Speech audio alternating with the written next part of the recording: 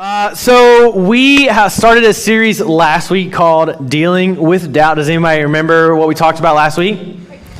It was this huge cinder block, right? We talked about sometimes we can deal with doubt through experience, right? We experiencing some things in reality. And one thing we talked about last week is that we realized that nearly all of us have some sort of doubt, right? Would anybody in here say that they've never doubted anything in their whole life? All right. Would somebody in here say they've never doubted God, a character of God, something about God? Right. At some point in life, we have doubted either God's plan for our life, what he wants us to do, or some kind of characteristic or attribute about God. And I want you to know that I think doubting is okay. All right. I'm not encouraging you to doubt, to question everything, but I think there are times when doubting is okay, because I think that when you doubt, it means that you're at least questioning.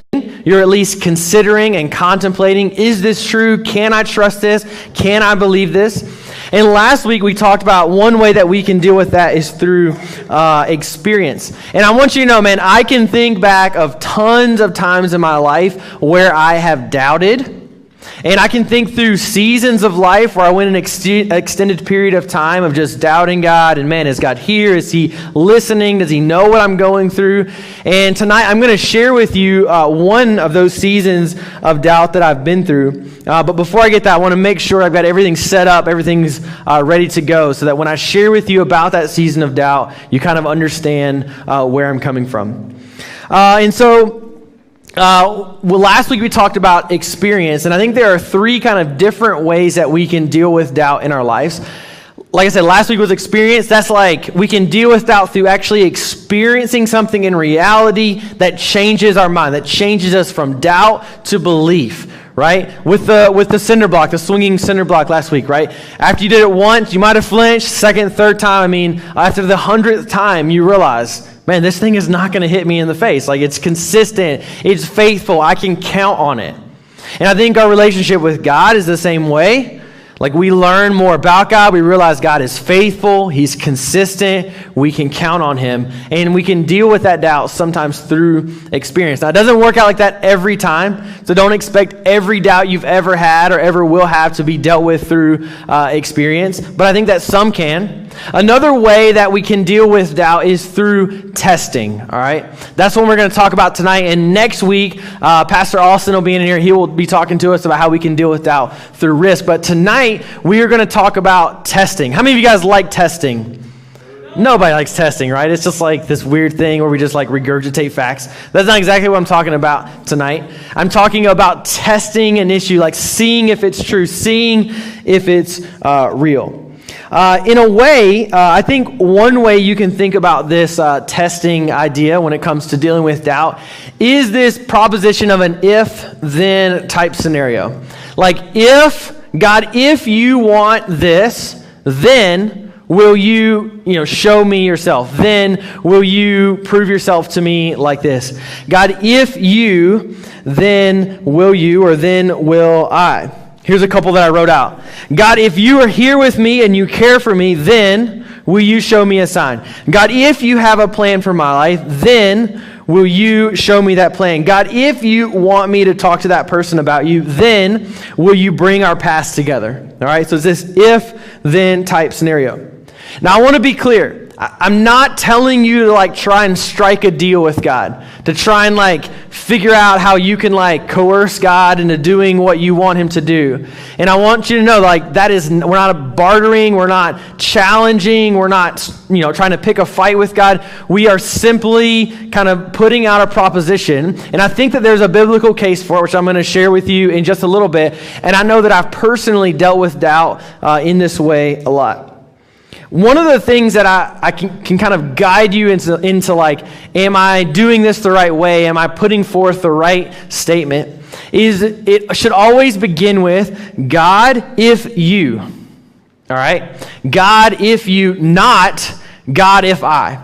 Because I think we can get to this point where we say, God, if I do what you want me to do, then will you give me $1 million, right?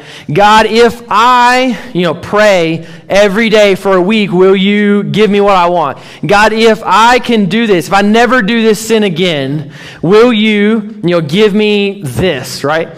And so I want you to know that I think one way we can make sure we're out on the right foot is saying, God, if you. Because when we do this, when we set up the proposition this way, the initiation is on God's part. So like, God, if you will do this, then I will do this. God is the one acting first, and then we respond to what God has done in obedience to him. And so we say, God, if you. All right? And so I think, like I said, this is just another way that we can deal with doubt. And I kind of have a disclaimer that I'm going to give you at the end, but I think that there is a biblical case for this. It's a story from the Old Testament about a dude named Gideon. Everybody say Gideon. All right, so let's look at this story from the book of Judges, chapter 6, about Gideon. All right?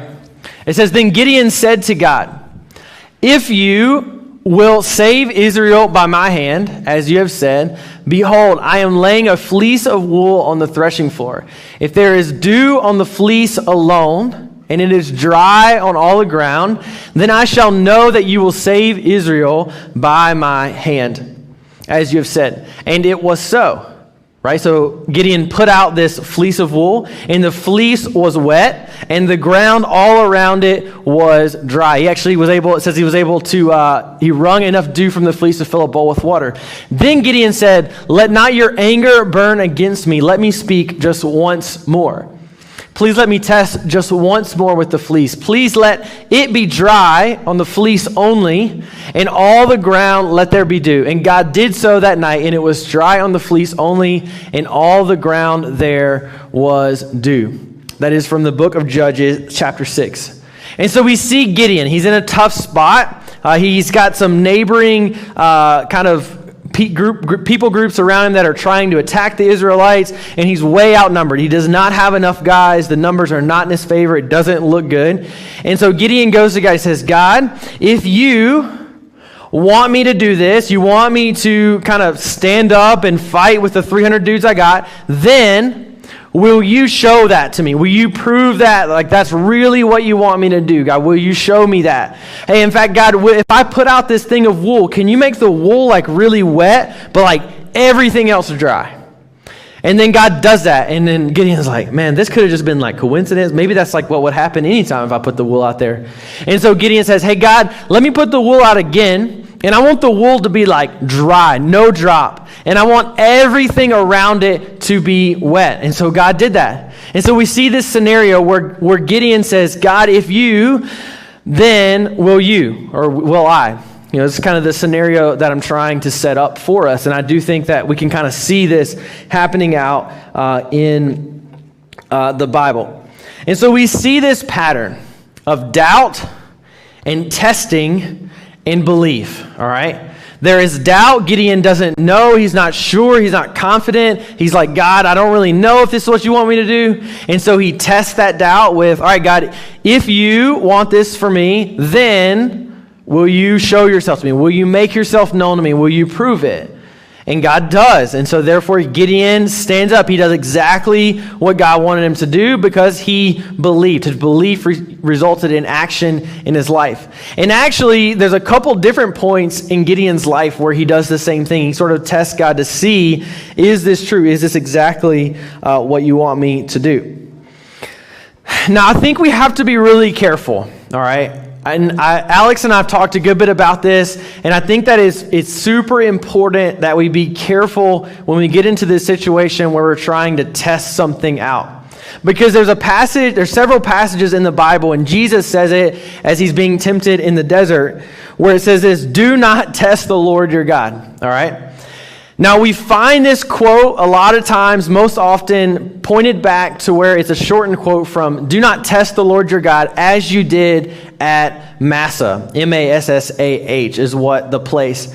And it points out this period for the Israelites where they were in the desert and they were like, God can't give us any water. There's no way God can do that. We're just going to go find water on our own. In fact, God, if you could give us water, how about you just make it appear? Like, God, if you want this for us, just make it happen.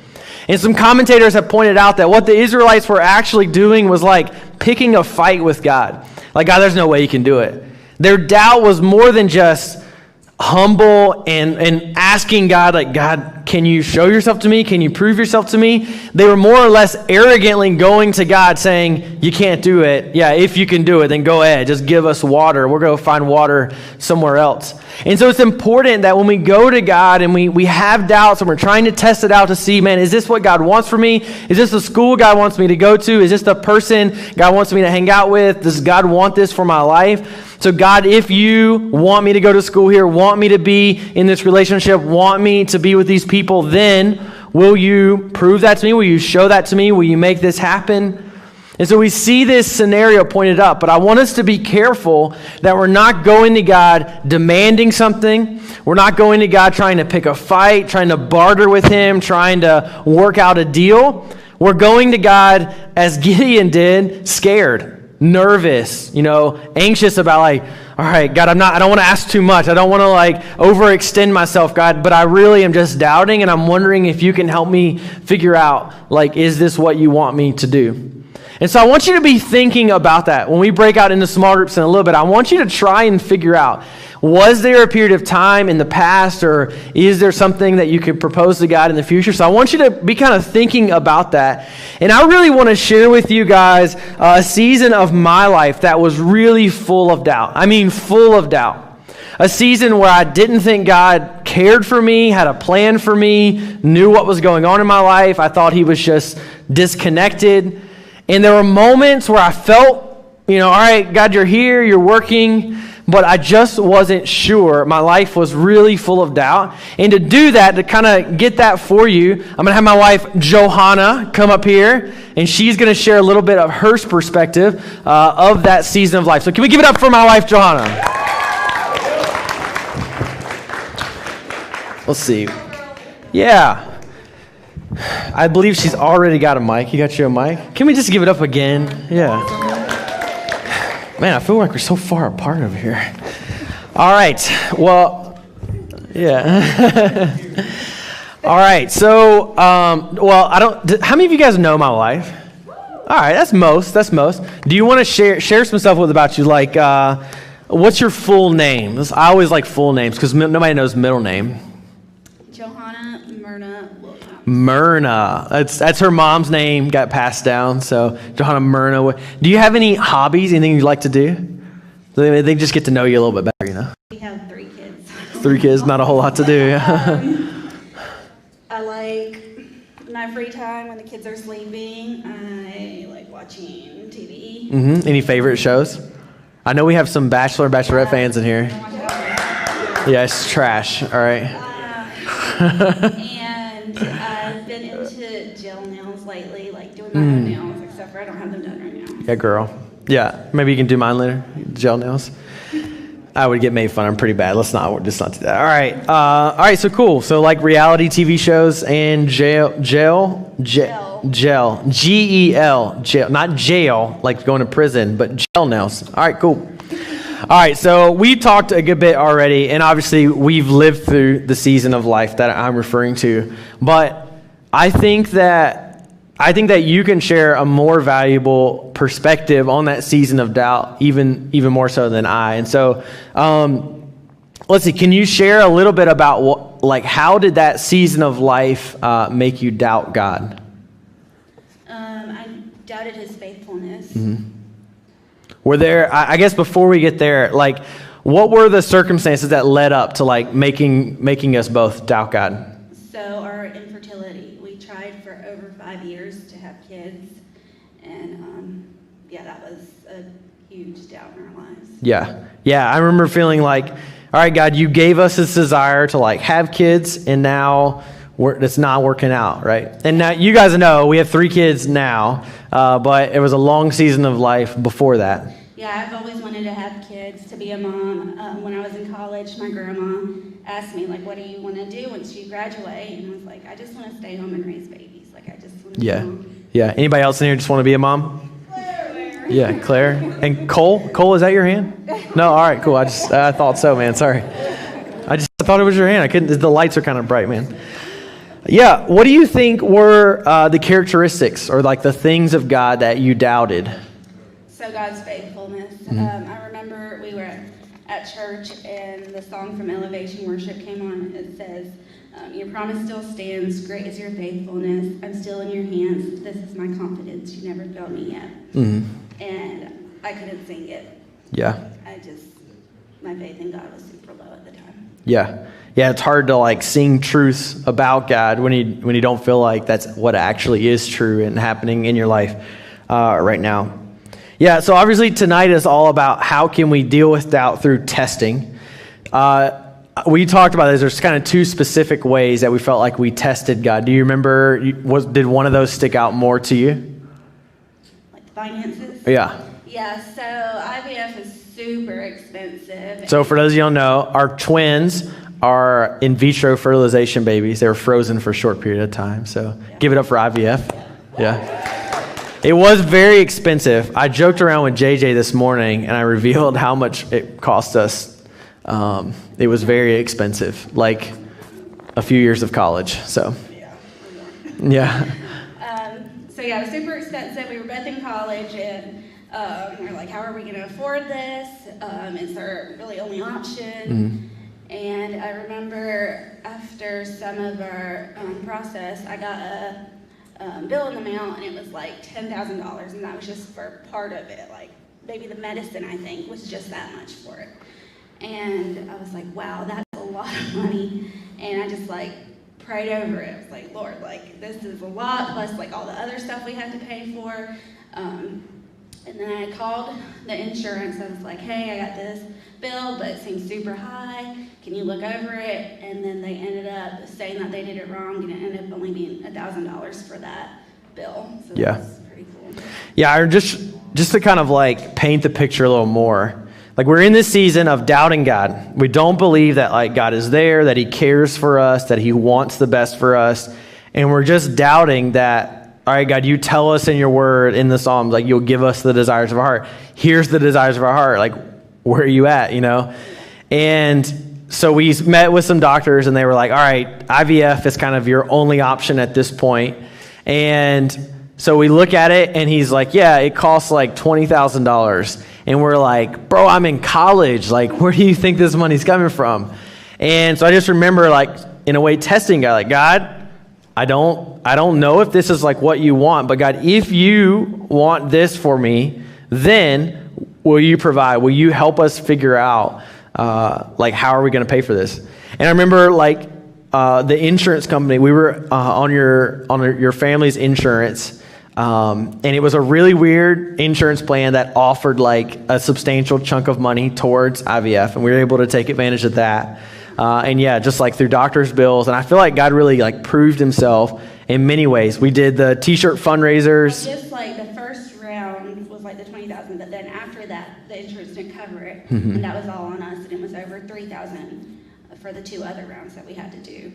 And it was adding, so we had a miscarriage, and that was really hard, and we were struggling with that. We're like, God, you put this on our hearts, it's not happening. And so we had to wait some time to finish paying it off, and then we decided, well, Alan took the job here, but we had like a few months before we moved, so we said, well, let's go ahead and try, since our doctor's in North Carolina, let's go ahead and try before we move.